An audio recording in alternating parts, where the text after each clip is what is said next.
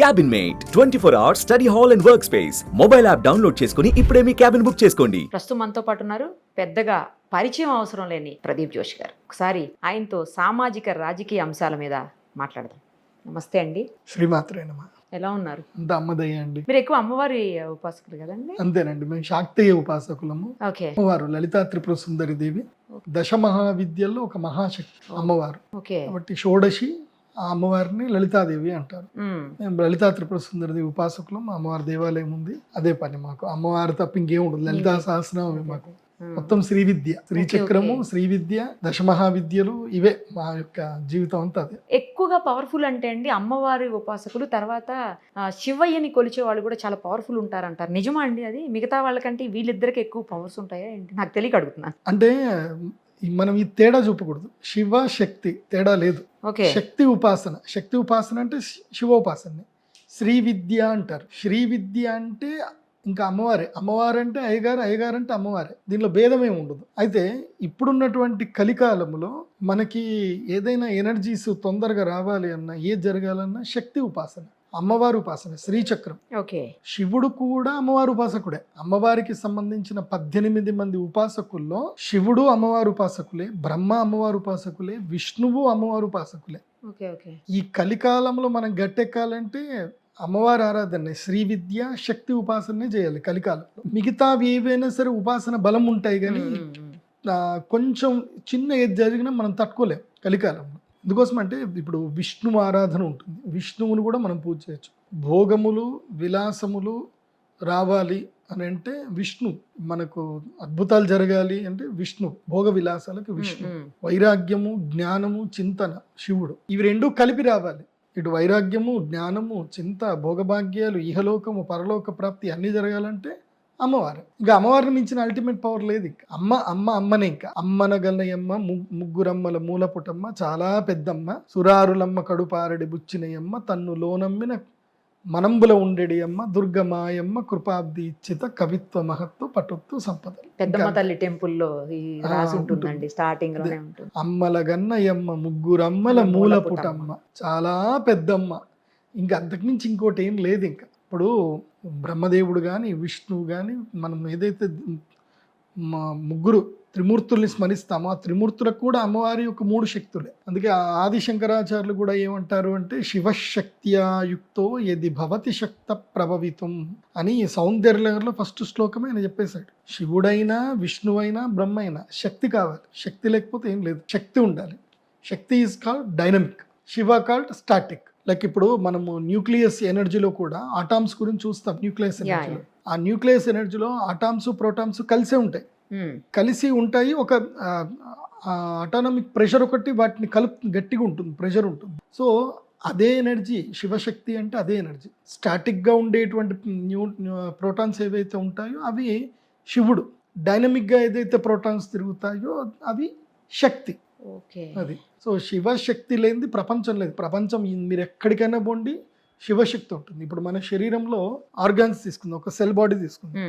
Cell బాడీలో ఏముంటాయి? న్యూక్లియోస్, nucleolus ఉంటుంది. సో న్యూక్లియోలస్ ఇవి 2 శివశక్తులే. వాటి ఫంక్షన్ ఏంది అనేది ఇప్పటివరకు ఎవరికి తెలియలే. దాన్ని డిఎన్ఏ అంటారు. న్యూక్లియోలస్ ఇది మెయిన్ బేసిక్. ప్రతి సెల్ బాడీలో ఉంటుంది. మన శరీరంలో కొన్ని కోట్ల సెల్ బాడీస్ ఉంటాయి. అవన్నీ కలిస్తేనే టిష్యూస్. సెల్స్ కలిస్తే టిష్యూస్ కలిస్తే ఒక ఆర్గాను. సో ఆ టిష్యూలో మొత్తము ఈ యొక్క బ్రహ్మాండ తత్వం అంతా దాగుంటుంది. యథా పిండే తథా బ్రహ్మాండే. ఇది బాగా అబ్జర్వ్ చేసుకోండి. న్యూక్లియోలస్ శివశక్తి అంటే ఏదైతే మనము మూల ప్రకృతి, లలితా త్రిపుర సుందరి, శివుడు అని ఏదైతే చెప్పుకుంటామో, మహాకామేశ్వరి అని అమ్మవారికి ఏదైతే పేరు చెప్తామో అది న్యూక్లియోలస్.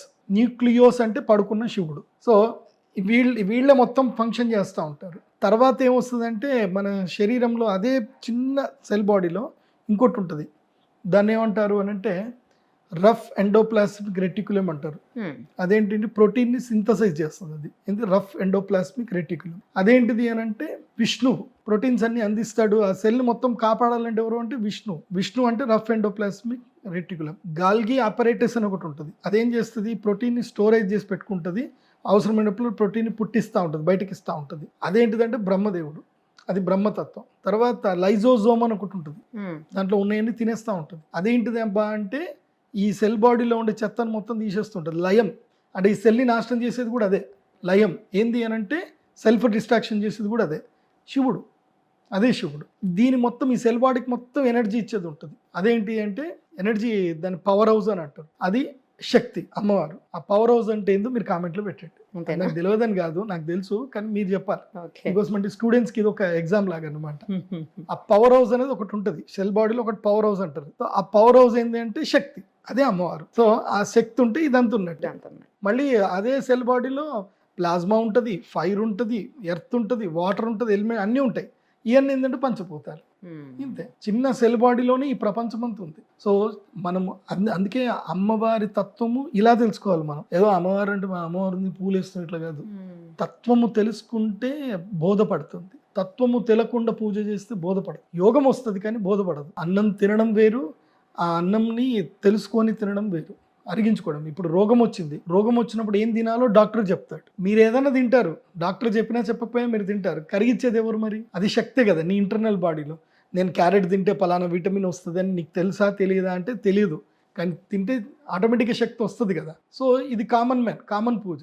అదే డాక్టర్ లాగా ఒక డైట్ ఫాలో అవుతూ మనం ఈ ఎనర్జీ కోసం ఇది తింటున్నాం అనుకోవడం అనేది ఉపాసన, శక్తి ఉపాసన. సో అది మేము చేస్తున్న పద్ధతి. ఇన్ని చెప్పారు కదా, నాకు ఒక చిన్న డౌట్ ఉంది, అది కూడా క్లారిఫై చేయండి. ఏంటంటే మామూలుగా స్వయంభూ లింగాలు ఉంటాయి, కొన్ని మనం ప్రతిష్ఠించిన లింగాలు ఉంటాయి. స్వయంభూ అంటే వెలిసినటువంటి, స్వయంభూగా వచ్చినటువంటి ఆ ప్రదేశంలో, ఆ క్షేత్రంలో బలం ఎక్కువ అని చెప్తుంటారు. అది నిజమా అండి? యాక్చువల్లీ మేముతోటి రాజకీయ సామాజిక అంశాలు అనుకోకుండా ఆధ్యాత్మికం వైపు వెళ్ళాము.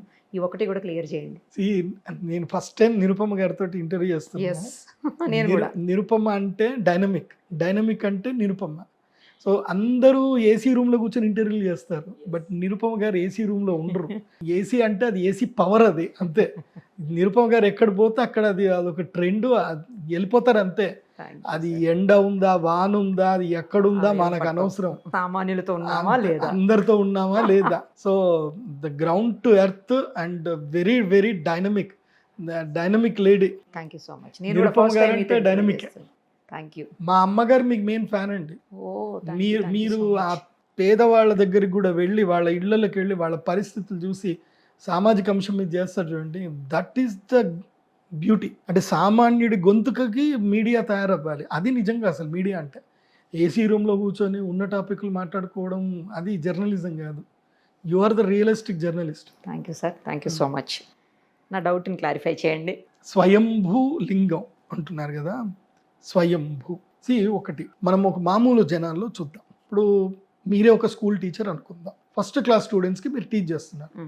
ఫస్ట్ క్లాస్ పిల్లలు ఒక 40 మంది ఉన్నారు. ఆ 40 మంది పిల్లల్లో ఆటోమేటిక్గా బ్రిలియన్ స్టూడెంట్ వీడు అని మీరు చెప్తారా చెప్పరా? చెప్తాం. వాళ్ళు ముగ్గురు నలుగురు ఉంటారు. అరే వీళ్ళు నలుగురు పిల్లలు చాలా బాగా చదువుతారంటే వీళ్ళు బ్రిలియన్స్ అని చెప్తారు. మరి మిగతా 30 మంది ఎందుకు చదువుకోరు? అదే టీచరు, అదే పిల్లలు, అందరూ సేమ్ ఏజ్, అందరూ ఆల్మోస్ట్ అదే సంవత్సరంలో పుట్టిన వాళ్ళు. కాకపోతే ఒక 4-5 పిల్లలు మాత్రం తొందరగా గ్రాప్ చేసుకుంటారు. కరెక్ట్.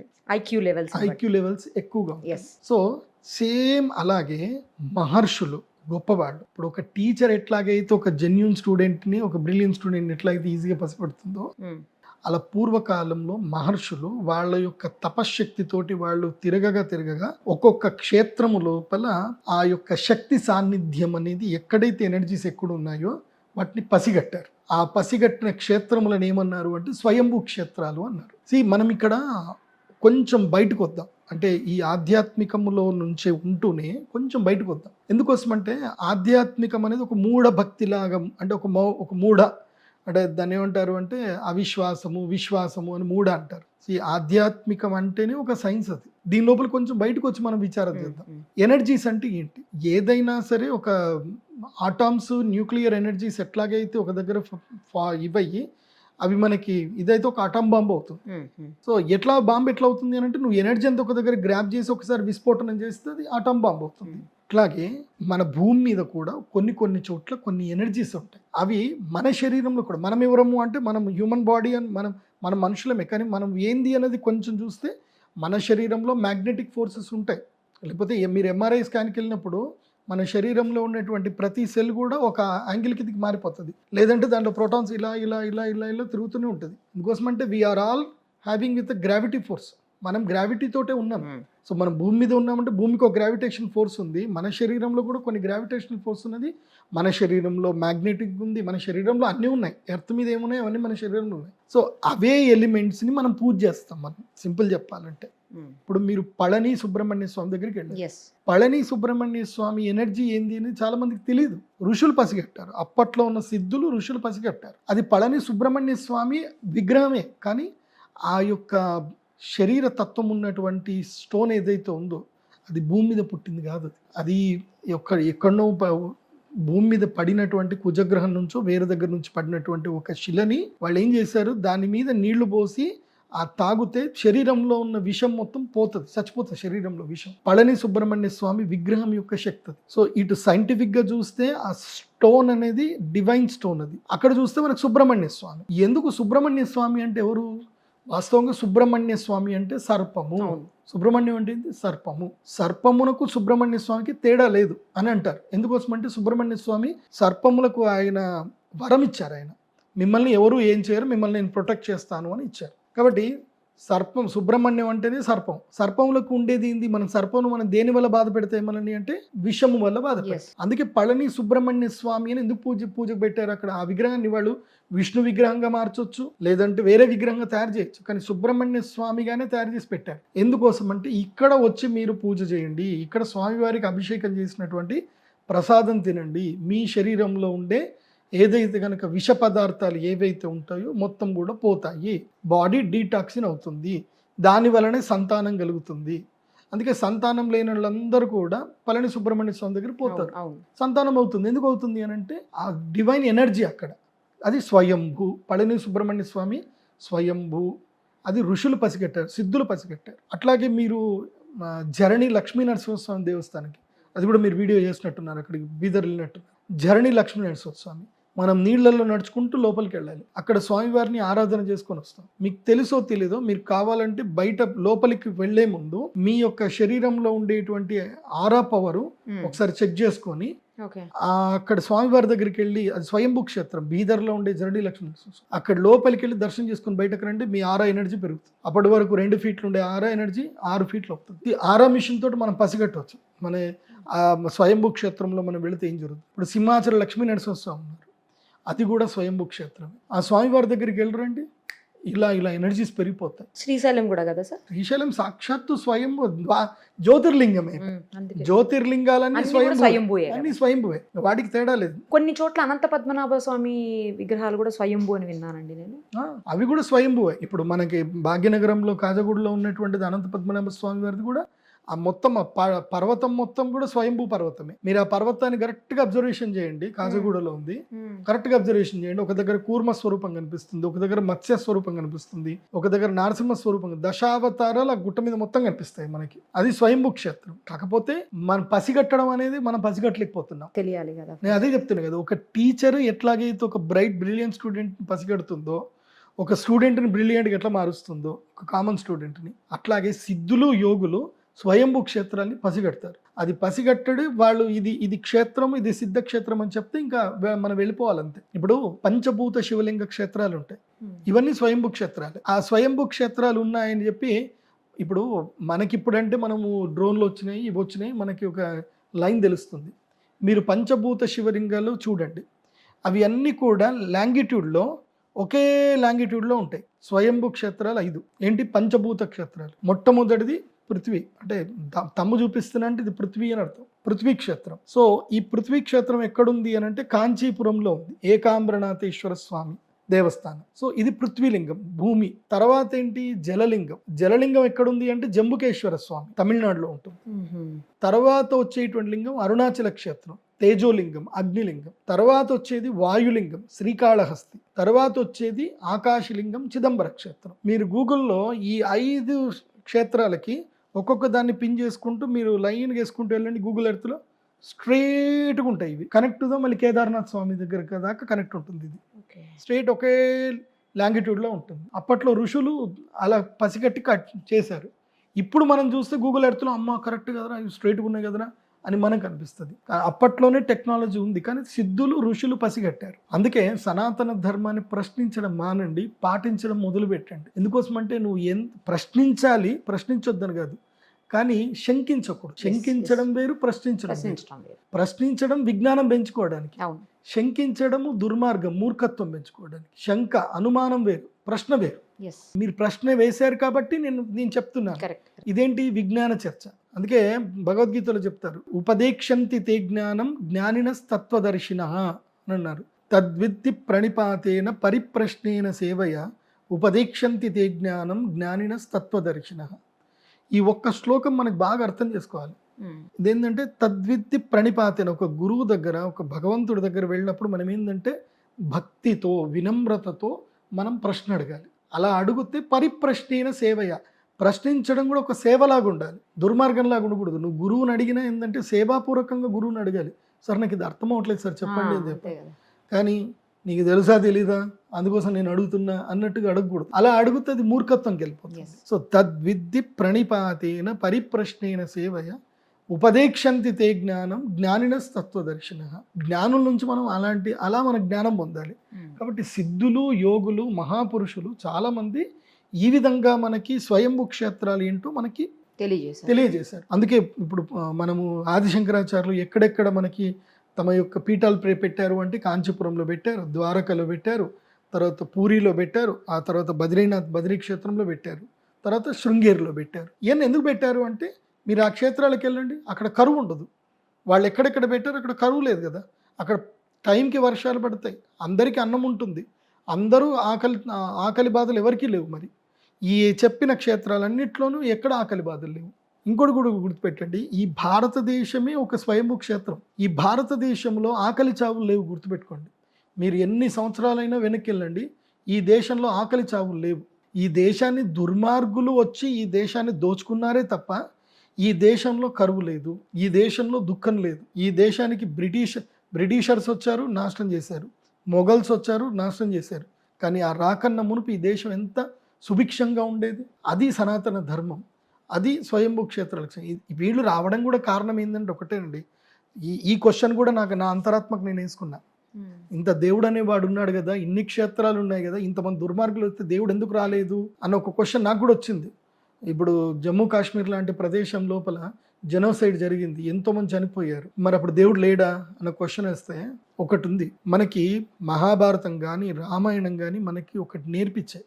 యుగాలు గడుస్తున్న కొద్దికి యుద్ధం అనేటువంటిది స్పేస్ మారుతూ ఉంది, తగ్గుతూ ఉంది. కృతయుగంలో యుద్ధం వచ్చేసి దేవలోకానికి భూలోకానికి యుద్ధం ఉండే. కృతయుగంలో దేవతలకి రాక్షసులకు మధ్య యుద్ధం ఉండే. త్రేతాయుగానికి వచ్చేసరికి దూరం ఇక్కడ భూమండలంలో వేరే ఖండంలో యుద్ధాలు ఉన్నాయి. అదే ద్వాపర యుగం వచ్చేసరికి ఒకే ఇంట్లో యుద్ధం వచ్చింది. ఎవరు అన్నదమ్ముల మధ్యన గొడవలు వచ్చాయి ద్వాపర యుగానికి వచ్చేసరికి. అదే కలియుగంకి వచ్చేసరికి మనిషికి మధ్య యుద్ధం ఉంటుంది. మనిషిలోనే మనిషి యుద్ధం, నీతో నీకే యుద్ధం. ఒకరోజు నువ్వే మంచిగా ఒకరోజు నువ్వే చెడ్డుగా ఉంటావు. నీ ఇంట్లోనే ఐదుగురికి పడదు, మనిషికి పడదు. అది కలియుగ ధర్మం. యుగ ధర్మం ఆల్రెడీ మనకి కృష్ణుడు, వ్యాసుల వారు చెప్పారు. చెప్పి మనకేం నేర్పించారు? కలికాలంలో మీరు ఐక్యంగా ఉండండి, సంఘే శక్తి కలవు యుగే. కలికాలంలో నాకేంటి నువ్వు అనుకున్నావు అనుకో, అయిపోయింది, నువ్వు చచ్చిపోయినట్టే. కలికాలంలో నువ్వు ఐకమత్యంగా లేవు అంటే నువ్వు చచ్చినట్టే లెక్క. అందుకే శుక్రాచార్యుల టీం ఏదైతే ఉందో, ఏదైతే కనుక ఇస్లామిక్ కల్చర్ ఏదైతే ఉందో, ఈ ఇస్లామిక్ కల్చర్ ఈ still born from the Hinduism నుంచే బయటకు వచ్చింది. కాకపోతే యాజ్ఞవల్క స్మృతి ఎప్పుడైతే మొదలైందో, యజ్ఞవల్క ఋషి ఉన్నారు, అప్పటి వరకు ఒక కల్చర్ ఉండేది. వైఫ్ అండ్ హస్బెండ్ అనే కల్చర్ లేదు. యాజ్ఞవల్క స్మృతి వచ్చేంత వరకు వైఫ్ అండ్ హస్బెండ్ కల్చర్ లేదు.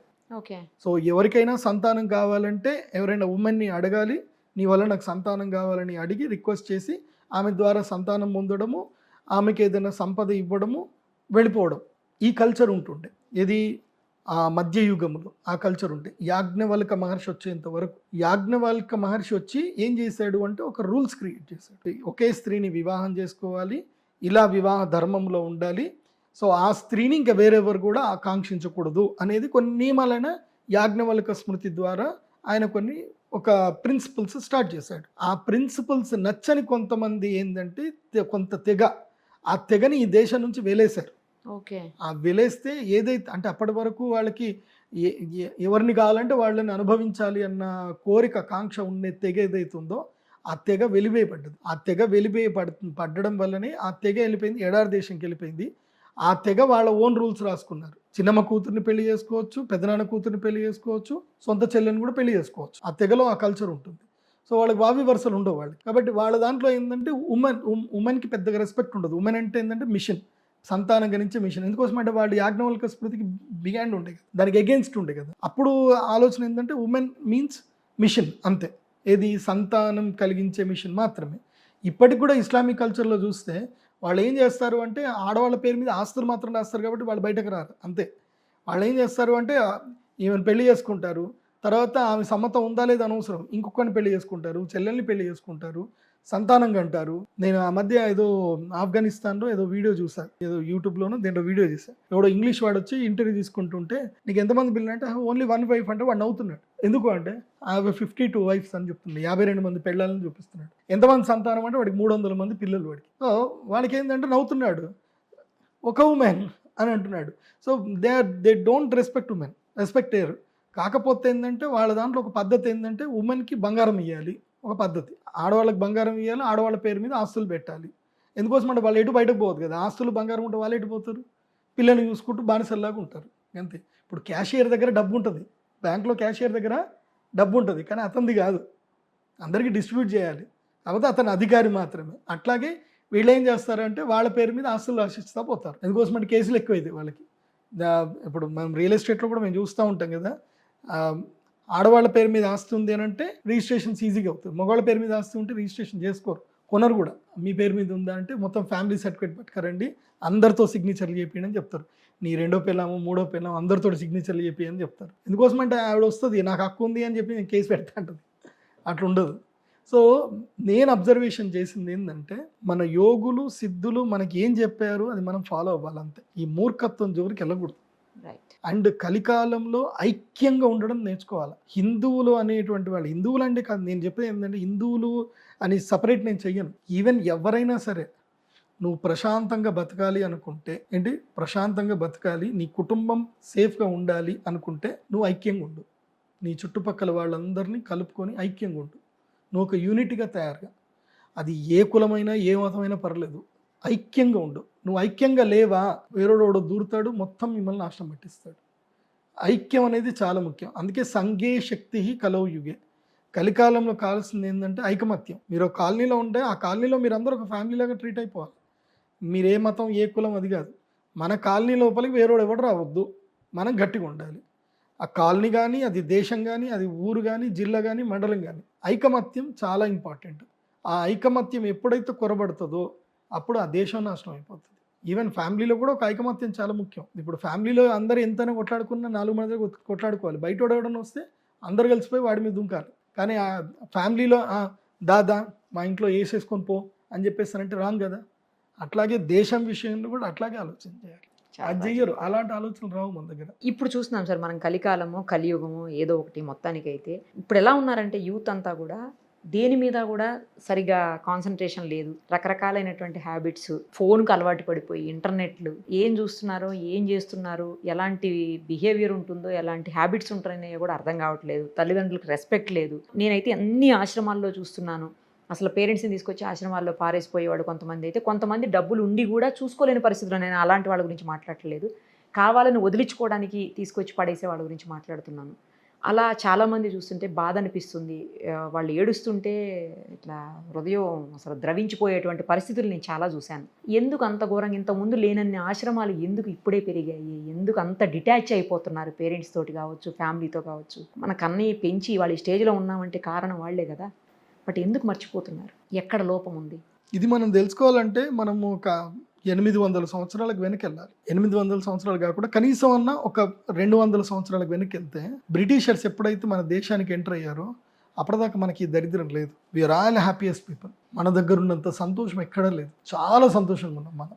బ్రిటిషర్స్ ఎంటర్ అయ్యి మన ఎడ్యుకేషన్ సిస్టమ్ నాశనం చేశారు. ఎడ్యుకేషన్ సిస్టమ్ మనకి చాలా రకాలుగా ప్రయత్నం చేశారు, మనల్ని ఆశ పెట్టడానికి ట్రై చేశారు, ఎన్నో చేశారు. ఎక్కడ వీళ్ళు దొరకట్లే ఇండియన్స్. వాళ్ళు వచ్చి మన దేశాన్ని దోచుకోవడానికి 50 ఏళ్ళు పట్టింది వాళ్ళకి. వాళ్ళు వచ్చారు, కూర్చున్నారు, ఏదో మేము మర్చెంట్స్ అన్నారు, చేశారు. కానీ మనల్ని లొంగ తీసుకోవడానికి వాళ్ళకి 50 ఏళ్ళు టైం పట్టింది. వాళ్ళు ఆ 50 ఏళ్లలో చేసింది ఏం తెలుసా? మన ఎడ్యుకేషన్ సిస్టమ్ చంపుకుంటూ వచ్చారు, టీచర్స్ని చంపుకుంటూ వచ్చారు, ఎడ్యుకేషన్ సిస్టమ్ మొత్తం చంపుకుంటూ వచ్చారు. ఇప్పుడు కూడా పిల్లలందరూ ఎందుకు ఇలా తయారవుతున్నారు అంటే because of only education system. Education is only for gaining the money అనేట్టే ఉంది తప్ప ఏం చదువుతున్నావురా అంటే నేను ఇది చేస్తున్నా అంటే ఎంత సంపాదిస్తారా దాంతో.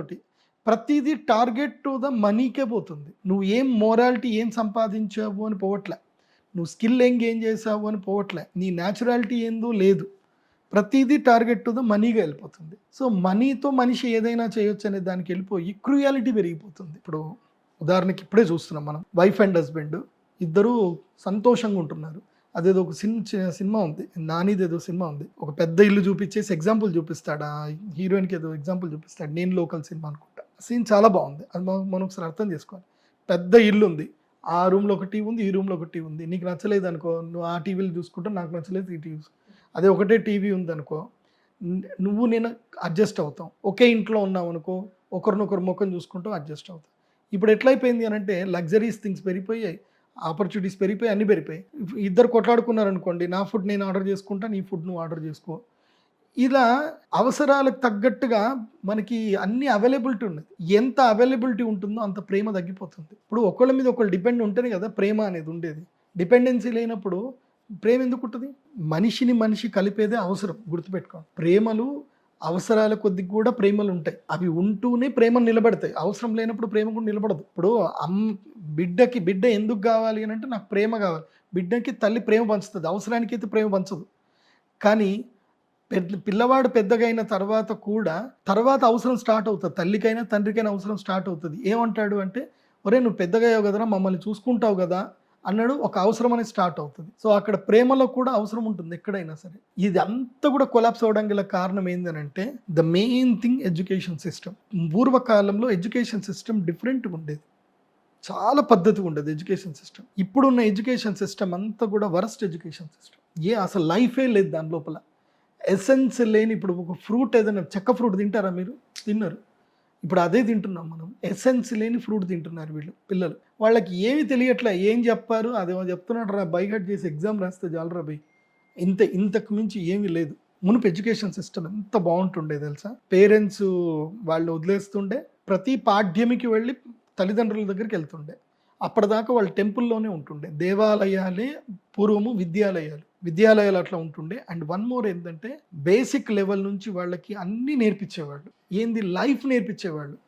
ఇప్పుడు ఉదాహరణకి ఇప్పుడున్న స్టూడెంట్స్ అందరిని తీసుకెళ్ళి ఒక భూమిలో ఎత్తేసండి, ఒక ఐలాండ్లో ఎత్తేయండి, బతకలేరు వాళ్ళు. అదే పూర్వం ఉన్న మన వాళ్ళని తీస్తే ఒక ఐలాండ్లో వేసేస్తే ఐలాండ్ మొత్తం కూడా గ్రీనరీ వేసుకొని పంటలు చేసుకొని ఓ సిస్టమ్ తయారు చేసుకొని బతికేటోళ్ళు. ఇప్పుడు వాళ్ళు బతకరు. ఐలాండ్కి వెళ్ళిపోయి నాకు సిగ్గి దొరకలేదు, సిగ్నల్ దొరకట్లేదు అని అనుకుంటారు. అది కాదు జీవితం అంటే ఏంది అని అంటే, మనము ఒక ఎకరం భూమి ఇచ్చినా సరే, ఒక ఎకరం భూమిలో ఉండి మనం ఎవరి మీద డిపెండ్ లేకుండా మనకి మనం ఒక కొత్త ప్రపంచాన్ని సృష్టించుకోగలగాలి. అది మనం జనరేషన్కి ఇవ్వాల్సింది. కానీ అది ఇవ్వట్ల. ఏం ఇస్తున్నారు అంటే టెక్నాలజీ. ఏం వస్తుంది అంటే ఫైనల్గా ఒకళ్ళనొకళ్ళు చంపుకోవడం తప్ప, ఒకళ్ళనొకళ్ళు దూరం అవ్వడం తప్ప దీంట్లో ఏమీ లేదు, ప్రేమలు లేవు, ఏమీ లేవు. సో ఎడ్యుకేషన్ సిస్టమ్ మారాలి. ఆ సిస్టమ్ మారితేనే ఇదేదైతే ఈ జనరేషన్స్ బతికి బయటకెళ్తాయి. లేకపోతే పెద్దగా కన్నీళ్ళు కూడా రావండి. ఈ మధ్య సావులకు పైన, ఒకప్పుడు సావులకు పోతే ఏడుపులు ఎక్కువ ఉంటుండే, ఇప్పుడు ఏడుపులు లేవు. ఇప్పుడు ఏం ఏడుపులు లేవు, ఒక గంట సేపు ఏడుస్తున్నారు, ఇంకా అయిపోయింది అని చెప్పేసి అని ఇట్లా వెళ్ళిపోతుంది. No emotions. అది బాండింగ్స్ కూడా లేవు సార్, లేవండి, ఎక్కడ కూడా లేవు. భార్యాభర్తలు ఇద్దరు విడిపోతే 5 రోజుల్లో వాళ్ళ లైఫ్ వేరే అయిపోతుంది, ఇంకొకళ్ళతో డేటింగ్ వెళ్ళిపోతున్నారు, అయిపోతుంది. ఇప్పుడు మీకు విషయం తెలుసా అంటే, నేను ఆ మధ్య ఫ్యామిలీ కోర్ట్స్కి వెళ్తున్నా కదా, చెప్తున్నా ఫ్యామిలీ కోర్ట్స్లో కొత్త ప్రేమలు సృష్టిస్తున్నారు. అంటే ఫ్యామిలీ కోర్ట్కి వెళ్తున్నారు కదా, వీళ్ళు విడిపోయి కొట్లాడుకుంటున్నారు. అక్కడికి అమ్మాయి వస్తుంది, ఇక్కడ విడిపోయిన అబ్బాయి వస్తాడు, వాడి భార్య వస్తుంది, వాడి భార్యని చూడడు, ఇంకోటి భార్య వస్తుంది కదా, దాన్ని చూస్తాడు. వీళ్ళిద్దరికి వెళ్ళి కాఫీ తాగుతారు, వాళ్ళు కొత్తగా లైఫ్ స్టార్ట్ చేస్తారు. సో ఇప్పుడు family courts or marriage courts అయిపోయాయి మళ్ళీ.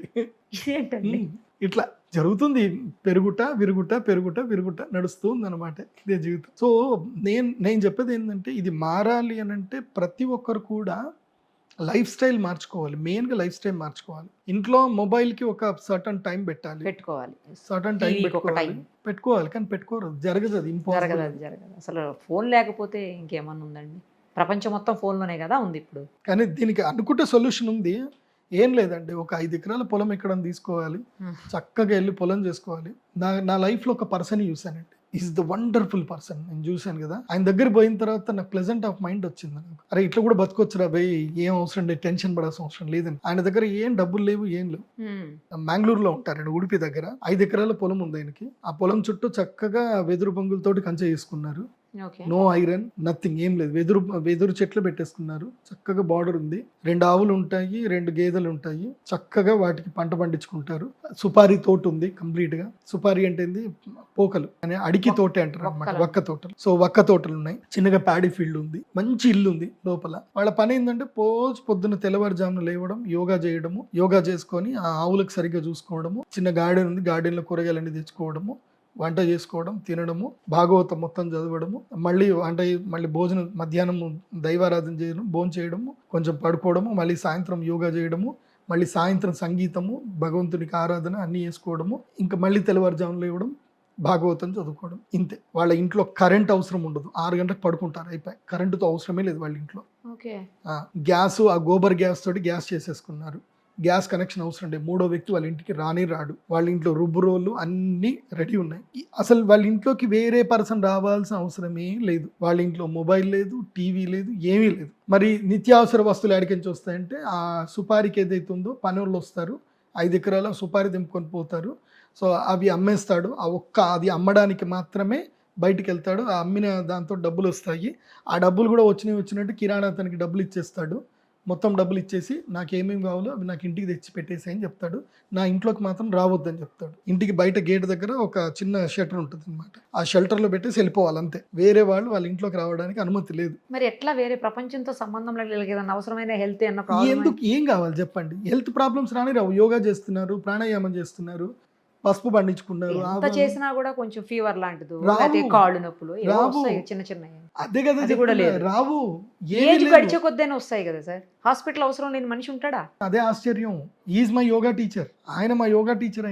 నేను ఆయన ఇంటికి పోతే దూరం నుంచి చూసి రా అని చెప్పి 5 నిమిషాలు కూర్చోబెట్టి ఏముంది అన్ని మాట్లాడిన తర్వాత వెళ్ళు అని అంటాడు తప్ప మనుషులతో కనెక్షన్ పెట్టుకోడు ఆయన. No emotions, nothing. వాళ్ళ అబ్బాయికి 18,000 భాగవత శ్లోకాలు కంఠస్థం వస్తాయి. వాళ్ళ ఇంట్లో 87 ఏళ్ల ముసలావిడ ఉంది. ఆవిడతో పాటు మీరు కూడా పరిగెత్తలేరు, నేను పరిగెత్తలేరు. ఆవిడ యోగాసనాలు వేస్తే మనం ఆశ్చర్యపోవాలి. ఆమె స్టిల్ యంగ్, ఆమె ఇంకా 120 ఏళ్ళు బతుకుతుంది. సో యోగా, అందుకోసం మీరు కావాలంటే ఒక ఆయన చూడండి, ఆయన ఈ మధ్య అవార్డు కూడా ఇచ్చారు, ఏదో అవార్డు ఇచ్చారు ఆయనకి. సో ఆయన 115 ఏళ్ళు బతికాడు. ఆయన ఏం చెప్పాడు అంటే, బతకడానికి నువ్వు నిజంగా బతుకుతున్నావా లేదా అంటే, నో ఎమోషన్స్, దేమి ఎమోషన్స్ పెట్టుకోకండి, వైరాగ్యం పెట్టుకోండి, దేన్ని కాంక్షించకండి, ఏ ఆలోచనలు పెట్టుకోండి. సైకలాజికల్ బాడీ ఫిట్ ఉండాలి, తర్వాత ఆటోమేటిక్గా ఫిజియోలాజికల్ బాడీ ఫిట్ ఉంటుంది, అనటమికల్ బాడీ ఫిట్ ఉంటుంది. యోగా ప్రాక్టీస్ చేయాలి. ఏముందండి జీవితం అంటే, ఏముంది, ఇదే జీవితం. భగవంతుడు ఆరాధన. మన జీవితంలో ఇది ఎటువైపు వెళ్తున్నాం, ఏం సాధించి ఎటు వెళ్తున్నాం అంటే, మనం కూడబెట్టుకునే డబ్బు మనకి ఒక్కటి ఇవ్వదు, రోగాలే ఇస్తుంది. గుర్తుపెట్టుకోండి. నువ్వు ఎంత సుఖం వైపు పరిగెడతావో నీకు అన్ని రోగాలు వస్తాయి, ఎంత సంపద వైపు పరిగెడతావో అన్ని కర్మలు నీకు అంటుకుంటాయి. ఇప్పుడు ఎంతోమంది పిల్లల కోసం సంపాదిస్తున్నారు, కానీ సంపాదించిన డబ్బుతో రేపు ఆ పిల్లలు వాళ్ళని ప్రేమగా చూసుకోరు. ఎందుకోసం అంటే వాళ్ళకి రియాలిటీ లైఫ్ మీరు చూపించకపోతే, వాడు నువ్వు పడిపోగానే ఓకే మా జ్వరం వచ్చిందా, okay I will call the nurse అంటాడు, అంతే. నేను నర్సుని పిలుస్తా, నర్సు చూసుకొని అంటాడు. వీడియో గేమ్లు ఆడుకుంటూ కూర్చుంటాడు. వాడు అమ్మ అని ఒక ప్రేమ అని హగ్ టచ్ ఉండదు. అది ఉండాలి అని అంటే మీరు వీటన్నిటికీ దూరంగా పోవాలి. జీవితం అంటే అది, ఇది జీవితం కాదు. మనం లీడ్ చేస్తున్న లైఫ్ కాదు, అది లైఫ్ యాక్చువల్లీ. గో సంరక్షణ, గోవును చూసుకుంటున్నారు, గోమూత్రం కలెక్షన్ చేసుకుంటారు ఎర్లీ మార్నింగ్, అదే మెడిసిన్. మీరు అన్నారు కదా మెడిసిన్ ఏది, గోమూత్రం మెడిసిన్. ఎర్లీ మార్నింగ్ ఏదైతే గనక సూర్యుడి యొక్క వెలుగు పడేటప్పుడు ఏదైతే ఉందో ఎర్లీ మార్నింగ్ బ్రాహ్మీ ముహూర్తంలో, అప్పుడు గోవు ఏదైతే మూత్రం ఇస్తుందో ఆ గోమూత్రం స్టోర్ చేసుకొని దాన్ని ఉడకబెట్టి దాని నుంచి వచ్చే ఆవిరిని తీసి పక్కన పెట్టుకుంటే దాన్ని మించిన మెడిసిన్ లేదు. ప్రతి దానికి అదే మెడిసిన్. అంటే శరీరం, ఇప్పుడు మనం ఆహార పదార్థాలు ఎప్పుడు ఏది తీసుకోవాలనేది అష్టాంగ హృదయం అనే గ్రంథంలో ఉంటుంది. అష్టాంగ హృదయం, ఈ గ్రంథం ప్రతి ఒక్కరి ఇంట్లో ఒకప్పుడు ఉండేది. ఇప్పుడు లేదు ఎవరింట్లో. భగవద్గీత ఎంత ఇంపార్టెంటో అష్టాంగ హృదయం కూడా అంతే ఇంపార్టెంట్. నేను అందరికి యంగ్స్టర్ చెప్తా అంటే యూ రీడ్ అష్టాంగ హృదయం. మీకు పీడిఎఫ్ అష్టాంగ హృదయం పీడిఎఫ్ అని కొడితే ఫ్రీగా వస్తుంది మీకు గూగుల్లో. డౌన్లోడ్ చేసుకొని చదవండి, లైఫ్ తెలుస్తుంది. చలికాలం ఏమి ఉండాలి, ఎండాకాలంలో ఎట్లుండాలి, ఏమేమి ఆసనాలు వేయాలి, ప్రాణాయామం ఏం చేయాలి, అన్నీ ఉంటాయి. ఈ ఆసనము ప్రాణాయామము యోగాలు కరెక్ట్ చేసుకొని కరెక్ట్గా డైట్ ఫాలో అయితే ఏ జ్వరము రాదు, ఏ రోగము రాదు. అండ్ మంచి నీళ్ళు చాలా ఇంపార్టెంట్. వర్షం నీళ్లు దాచిపెట్టుకొని మీరు నీళ్లు తాగారనుకోండి నీకు ఏ రోగము రాదు. మనం ఏ నీళ్లు తాగుతున్నాం అంటే మనం రోజు విషం నీళ్ళే తాగుతున్నాం. ఆర్వో బీరువో అంటున్నాం. ఆర్వో లేదు, బీరువో లేదు. ఒకప్పుడు ఏముండే నీళ్లు, కానీ అవి కూడా ఇప్పుడు పొల్యూట్ అయిపోయాయి కదా సార్. వర్షం నీళ్ళు మాత్రం నిజంగా అంత స్వచ్ఛంగా ఉన్నాయా? వర్షం మొత్తం నీళ్ళు పొల్యూషన్ అంతా లేదు, అక్కడే ఉంటుంది కదా. వర్షం నీళ్ళు ఏం పొల్యూట్ ఏం కాదు. మీ వర్షం నీళ్ళు దాచుకోండి, ఆ నీళ్ళలో రాగి చెంబులో నీళ్ళు వేయండి, ఒక బొగ్గు ముక్క వేయండి, ఓకే తీసేయండి, అయిపోయాయి. ఆల్కలైన్ వాటర్ అయిపోయినట్టే. వర్షం నీళ్ళు చాలా ఎనర్జీ ఇస్తుంది వాటర్. సో చాలా లైఫ్ స్టైల్స్ ఉన్నాయి. దీనికోసమే నేను ఒకటి శ్రీచక్ర క్రియా యోగా అనేది ఒక ప్రోగ్రామ్ పెడుతున్నా. వీకెండ్ 2 days ప్రిపేర్ చేస్తున్నా. నాకు ఒక సెటప్ చేస్తే ప్రిపేర్ చేస్తున్నా. 2 days ప్రోగ్రామ్ ఉంటుంది. ఓకే ఫ్రైడే ఈవినింగ్ రావాలి, సండే ఈవినింగ్ వెళ్ళిపోవాలి. సండే ఈవినింగ్ వెళ్ళాలి. 2 days మీ దగ్గరనే ఉండాలా? 2 days నా దగ్గరనే ఉండాలి. ఓకే. ఈ 2 రోజులు వాళ్ళకి ఏమేం చెప్పాలో అన్ని లైఫ్ స్టైల్ నేర్పించి పంపించేస్తా. ఆ తర్వాత అది ఫాలో అవటమే. ఫాలో అయితే బాగుంటుంది, అదే. ఫాలో అవ్వకపోతే ఏం లేదు. మళ్ళీ రానక్కర్లేదు అంటుంది. అండ్ వన్ మోర్, ఈ రాను ఇప్పుడు కల్చర్ నేర్చుకోవాలి మనుషులు. డబ్బులు నిజంగా ఉన్నాయనంటే ఓ శ్రీమంతులందరూ ఒక 20-30 మంది కలిసి చేస్తే మీరు ఆ పని చేయండి, మీకు కూడా డబ్బులు వస్తాయి. మీరు ఒక కొత్త ప్రపంచం సృష్టించిన వాళ్ళు అవుతారు. ఏం లేదు, ఒక 100 ఎకరాలు తీసుకోవాలి, మనిషికి 5-5 ఎకరాల చొప్పున అందరికీ కొనుక్కోవాలి, కాలనీస్ చేసుకోవాలి. 5-5 ఎకరాల కాలనీస్ చేసుకోవాలి, అందులోపల ఇల్లు కట్టుకోవాలి. నేను చెప్పిన ఇదే ఫార్ములా ఫాలో కావాలి. 5 ఎకరాలు కొనాలంటే ఈ చుట్టుపక్కల ఈ చుట్టుపక్కల కొనాలనే ఉందండి. ప్రకాశం జిల్లాకు పోతే చాలా దొరుకుతాయి మనకి. భారతదేశంలో ఇప్పటికే 5 లక్షలకు ఎకరం దొరికే భూములు బోలెడు ఉన్నాయి.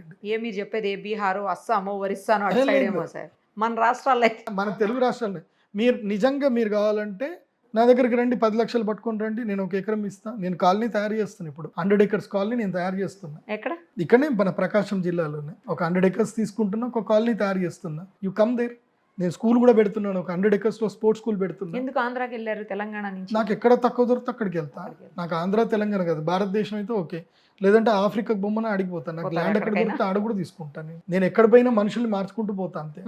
అందరికీ సనాతన ధర్మం నేర్పించుకుంటూ పోవడమే, లైఫ్ స్టైల్ నేర్పిస్తూ పోవడమే. నాకు ఇప్పుడు ఐర్లాండ్లో కూడా ఆఫర్ ఉంది, మీరు రండి గురూజీ మీకు 10 acres ఇస్తామని ఐర్లాండ్ గవర్నమెంట్ కూడా మమ్మల్ని నాకు అడిగింది, ఇన్విటేషన్ చేసి. Okay, I will think about it అని చెప్పి. ఆధ్యాత్మికం నుంచి ప్రదీప్ జోషి గారు రియల్ ఎస్టేట్ వైపుకి ఏమన్నా మళ్ళుతున్నారు? రియల్ ఎస్టేట్ ఏం కాదు కాదా, లైఫ్ స్టైల్ అందరికి ఇవ్వడమే.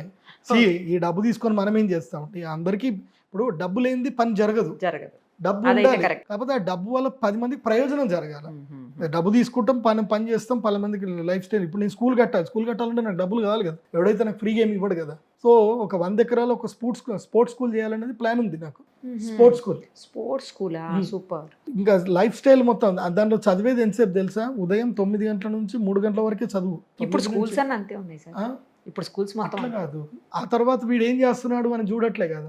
ఉదయం 9 నుంచి 12 గంటల వరకు క్లాసెస్, 12 నుంచి 1 గంటల వరకు మధ్యాహ్నం లంచ్, 1 నుంచి 3 గంటల వరకు study hours, homework, study hours.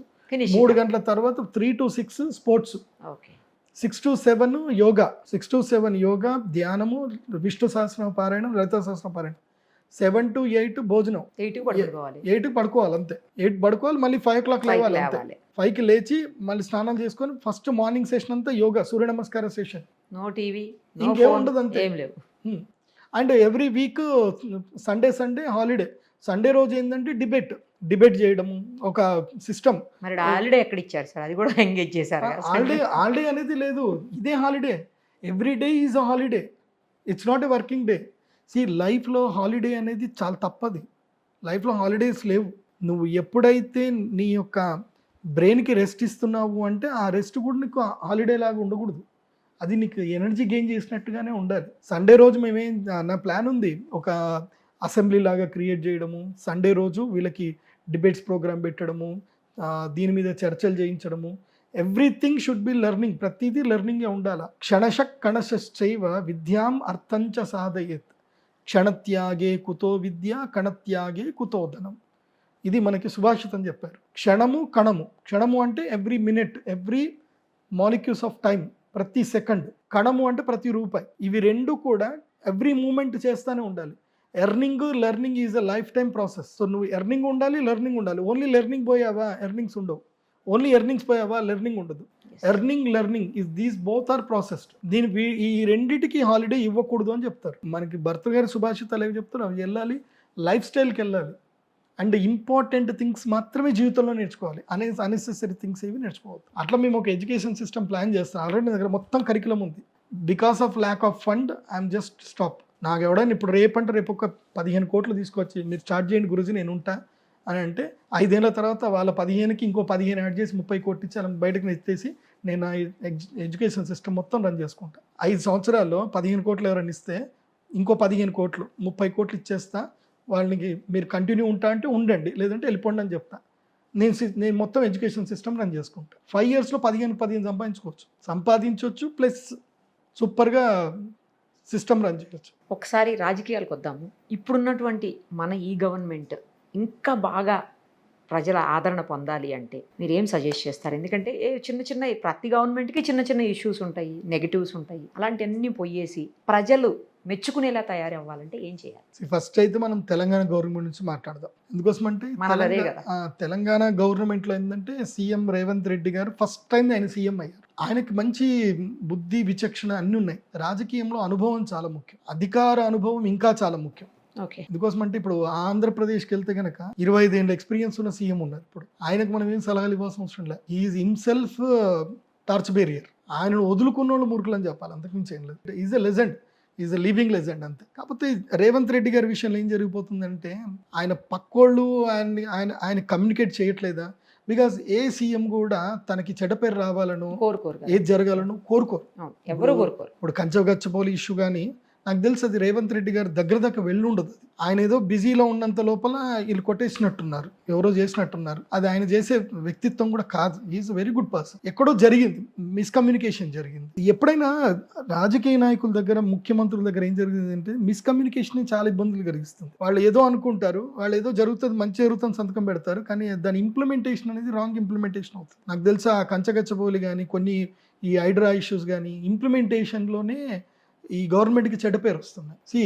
ఏదైనా ప్రజలకి మంచి జరగాలి. ఇప్పుడు నిజంగా చెప్పాలంటే హైడ్రా రావడం వల్ల చాలా మంచి జరిగింది. ఎందుకోసం అంటే ప్రజల్లో ఒక భయం మొదలైంది, అవగాహన కూడా మొదలైంది. ఇప్పుడు ఎక్కడ పడితే అక్కడ ఏ భూమి పెడితే ఆ భూమి కొనొద్దు, కొనేవాళ్ళైతే జాగ్రత్త పడుతున్నారు. మంచిది కదా. ఇప్పుడు నువ్వు ఏదంటది కొనుక్కొని లిటిగేషన్లకు వెళ్ళిపోయి ఇబ్బందులు పడే బదులు నువ్వు డిటిసిపి ఇప్పుడు ఒక డబ్బు ఒక మంచి వ్యక్తి ఏం చేస్తాడు అంటే ప్రజలందరికీ మంచి చేయాలని చెప్పి చాలా పెట్టుబడి పెట్టి పర్మిషన్లన్నీ తీసుకొచ్చుకొని ఒక వెంచర్ అంతా డెవలప్ చేసి అతను ఒక 20,000 గజం అమ్ముతూ ఉంటే ఏం డెవలప్మెంట్ చేయకుండా చిన్నగా 2 రోడ్లు వేసేసి వాడు కూడా అక్కడ 20,000 గజం అమ్ముతున్నాడంటే వాడికి లాసే కదా.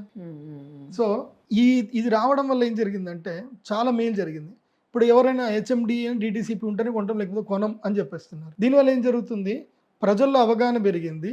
ప్లస్ ఇంకోటి ఏంటంటే రియల్ ఎస్టేట్లో ప్రాపర్గా ఇన్వెస్ట్ చేసి ప్రాపర్ ఫెసిలిటీస్ ఇచ్చే వాళ్ళకి వాల్యూ పెరిగింది. అదైతే నేను ఒప్పుకుంటా. ఎందుకోసం అంటే చిన్న జీపీ లేఅవుట్లు అని చెప్పి డ్రైనేజ్ లేదు, తర్వాత పవర్ లేదు, ఏం లేదు, రోడ్ సరిగ్గా ఉండవు, ఏమీ ఉండవు. దాంట్లో వెళ్ళిపోయి లేఅవుట్ చేసేసినాం అమ్మేస్తామంటే రేపు తీసుకున్నవాడు వాడు డ్రైనేజ్ ఎక్కడ చేయాలి, ఈ పక్కింటోడికి వేస్తాడా? అట్లా కాదు కదా. అదే డిటిసిపి హెచ్ఎండి అంటే కరెక్ట్. అందుకే రేవంత్ రెడ్డి గారు చేసింది అయితే కరెక్టే. కాకపోతే ఏంటంటే ఇంప్లిమెంటేషన్లో చిన్న మిస్కమ్యూనికేషన్ జరిగినట్టుందని నాకు అనిపిస్తుంది. బట్ నేను ఈ గవర్నమెంట్కి, రేవంత్ రెడ్డి గారి గవర్నమెంట్కి నేను ఇచ్చే సలహా ఏంటంటే you are the wonderful person but the implementation is going on wrong. మీరు చేసేవి యాక్షన్లోకి వచ్చేసరికి రాంగ్లోకి వెళ్ళిపోతున్నట్టుగా ఉన్నాయి. ఫస్ట్ ఒకటి కమ్యూనికేషన్ సిస్టమ్ ప్రాపర్ డెవలప్మెంట్ చేయండి. రెండోది మీరు త్రిబులారే అంటున్నారు, ఫ్యూచర్ సిటీ అంటున్నారు, మంచిదే సార్. తెలంగాణ అంటే ఓన్లీ హైదరాబాదే కాదు, ఇంకా చాలా ఉన్నాయి. తెలంగాణ అంటే ఆదిలాబాద్ ఉంది, నిర్మల్ ఉంది, చాలా ఉన్నాయి. సో ఓన్లీ భాగ్యనగరం ఒక్కటే కాదు కదా. సో నేను రిక్వెస్ట్ చేసేది ఏంటంటే ఫస్ట్ థింగ్ శరీరం ఆరోగ్యంగా ఉండాలంటే మన యొక్క న్యూరాన్ సిస్టమ్ బాగుండాలి. రెండోది ఏంది, సర్క్యులేటరీ సిస్టమ్ బాగుండాలి, బ్లడ్ సర్క్యులేషన్ మంచిగా ఉండాలి, శరీరం బాగుండాలి. గవర్నమెంట్ బాగుండాలంటే 2 బాగుండాలి. ఒకటి కమ్యూనికేషన్ మంచిగా ఉండాలి, అధికారులకి ప్రజలకు మధ్యన కమ్యూనికేషన్ బాగుండాలి. సో ఫస్ట్ కమ్యూనికేషన్ డెవలప్ చేయండి. ప్రజలకి అధికారులకు మధ్యన కమ్యూనికేషన్ డెవలప్ చేయండి. నేను ఇచ్చే ఒక వండర్ఫుల్ సలహా ఏంటంటే, మీరు ఒక టీం పెట్టండి, ఒక 1000 మంది స్టాఫ్ తోటి ఒక టీం పెట్టండి, ఒక కాల్ సెంటర్ పెట్టండి, ప్రతిదీ ఏఐ తోటి బిల్డప్ చేసేసి ఒక సాఫ్ట్వేర్ డెవలప్ చేయండి. మీరు అనుకుంటే ఒక నెల రోజుల్లో ఇచ్చేస్తారు మీకు ఏఐ సాఫ్ట్వేర్.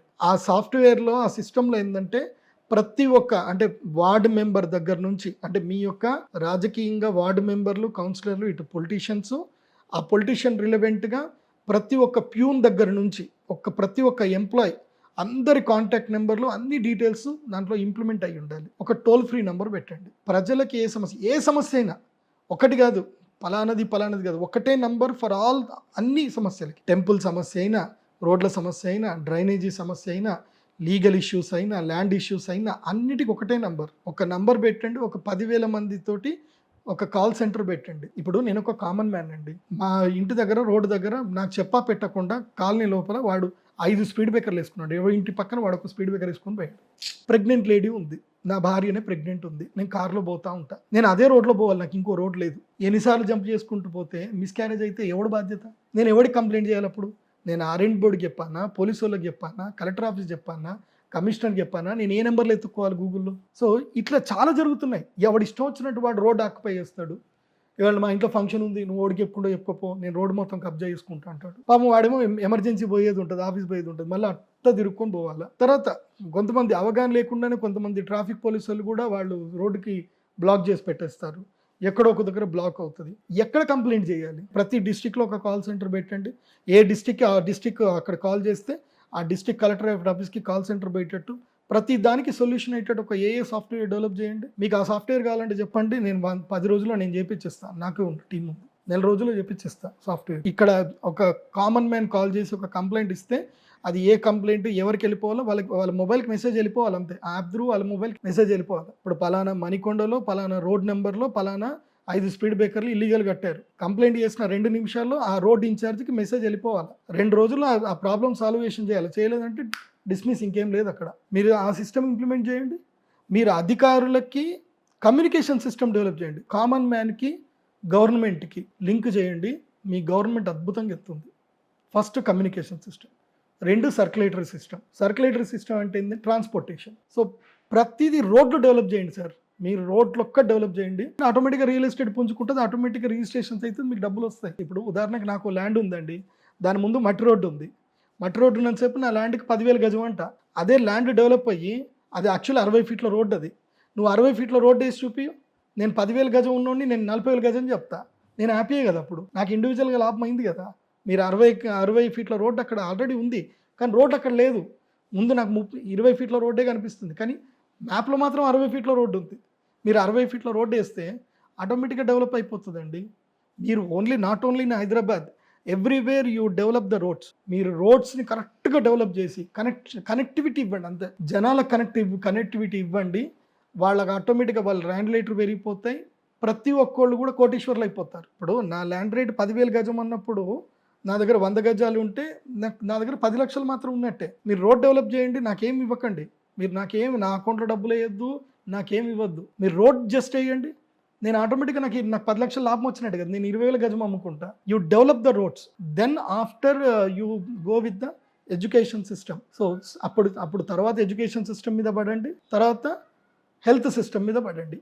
ఈ 4టిని మీరు కరెక్ట్ చేశారనుకోండి, నేను చెప్తున్నది ఫస్ట్ మీరు కమ్యూనికేషన్ సిస్టమ్ బాగా చేస్తే ఆటోమేటిక్గా గవర్నమెంట్ సూపర్గా రన్ అయిపోతుంది. అసలు ఇంకా కరప్షన్ దొరకదు. మీకు కరప్షన్ చేయడానికి ఎక్కడ దొరుకుతుంది? 1 toll free number for everywhere. Call your CM, dial your CM. ఒకటే టోల్ ఫ్రీ నెంబర్ పెట్టండి, కానీ దాన్ని యాక్టివ్గా ఉంచండి. ప్రతి ఒక్క ఆఫీస్ దాన్ని కనెక్ట్ అయి ఉండాలి. ప్రతి ఒక్క గవర్నమెంట్ ఆఫీసర్ దగ్గర ఆ మొబైల్ యాప్ ఉండాలి. ఆ గవర్నమెంట్ ఆఫీసర్కి ఆ SMS వెళ్ళిపోవాలి. ఇటు కంప్లైంట్ రైజ్ చేయగానే ఆటోమేటిక్గా పలానా డిపార్ట్మెంట్, పలానా సెక్షన్, పలానా పర్సన్ ఇతను ఉంటాడు, అటు వెళ్ళిపోవాలి. ఆ పర్సన్ నెంబర్ కూడా ఇటు కంప్లైంట్ చేసిన నాకు కూడా రావాలి. సార్ మీరు ఇతనితో కమ్యూనికేట్ చేయండి, కంప్లైంట్ ఆల్రెడీ పంపించేసాము, సో పలానా పర్సన్ మీకు కమ్యూనికేట్ చేస్తారు.